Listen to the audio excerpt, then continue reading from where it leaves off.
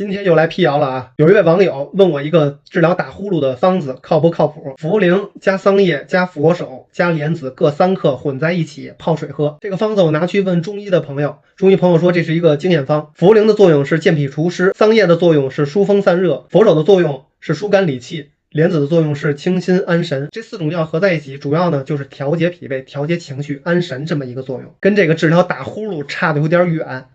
打呼噜也叫打鼾，主要呢就是因为咱们的咽喉部的软组织比较松弛，没有张力，导致气道狭窄，呼吸的时候气流通过这个气道冲击软组织，造成这种声音。这明显是个物理的问题，物理的问题最好用物理的方法去解决，您说是不是？常见的治疗打呼噜的方法就是锻炼，锻炼不但可以减肥，也可以消减上呼吸道周围的脂肪，这样就可以扩大你的气道管腔，气流通过气道的时候不至于冲击软组织，造成打呼噜。还有就是一些口腔运动可以改善打呼噜的症状，再不济就是手术治疗，缩短拉紧你的咽喉部软组织。所以说现在的骗子简直就是太低估咱们的智商了，大家以后再遇到这种谣言一定要自动屏蔽。我是白医生，关注我，了解更多健康知识。